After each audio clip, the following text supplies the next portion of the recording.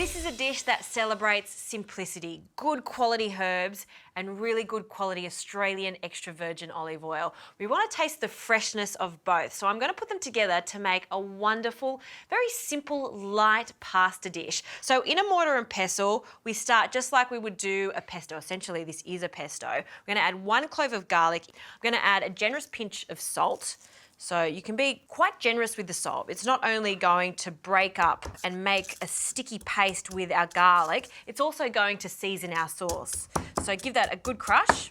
And you'll see that salt really does break down that garlic, just like that. And anchovies, 2 anchovy fillets for this. This is going to give it some saltiness, but also some savouriness, not fishiness. So again, breaking that up. And for the herbs, you need quite a lot of herbs for this. This is a dish, in fact, I learnt how to make in Italy at a wonderful agriturismo that I was staying at. And this is Mauro's recipe. He used marjoram. So if you can't get marjoram, you could use oregano. It actually reminds me of my grandmother because she had this at the front of her house and we would use it for roast chook sometimes. So 2 or 3 sprigs of that. I'm starting with the hard herbs. So another hard herb would be some good old rosemary. Rosemary has quite a dominant flavour, so you want 1 to 2 sprigs, it's plenty. And some sage, again, a dominant herb, so take it easy. Don't put too many in. 3 or 4 of the leaves is plenty. And I'm going to start bruising this. Get out any frustration. In the mortar and pestle, give it a good pounding.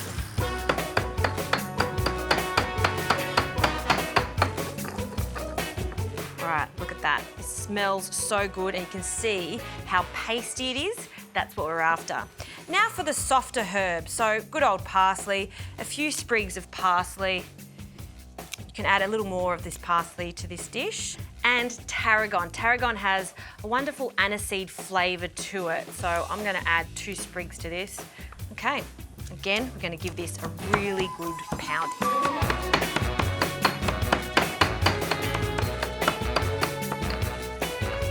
Okay, now we're going to add some walnuts. I like the taste of the walnuts. I've just toasted them and we'll crush them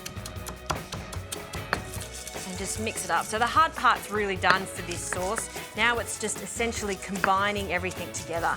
I don't mind some texture, so don't over pound the nuts. And some pecorino. So pecorino can go straight in. We want about a handful. Okay. And to tie it together, some extra virgin olive oil. Use the best quality extra virgin olive oil for this because it does make a difference to the end result. I'm using a robust extra virgin olive oil, and the reason I like to use a robust olive oil is because it's got a really peppery, herbaceous flavour to it. I want this to be poor in consistency, but at the same time still quite thick, so it really latches on to the pasta. So this sauce is pretty much done. Let's get our pasta on. I'm going to be using some pappardelle pasta, some fresh pappardelle pasta. It takes no time at all to cook, about 3 minutes. So that's why I like to get the sauce done. And all we need to do is just cook this. So rapidly boiling water, a generous pinch of salt,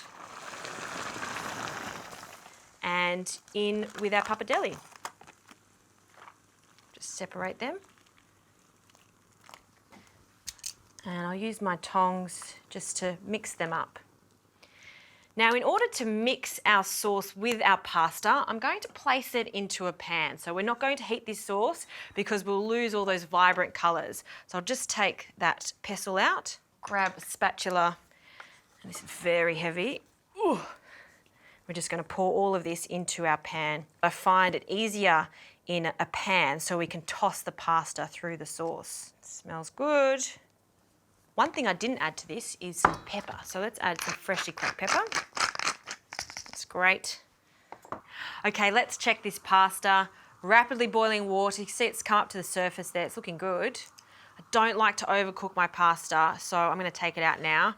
And while it's still hot, straight into this pan, allowing some of that starchy water to go into the pan.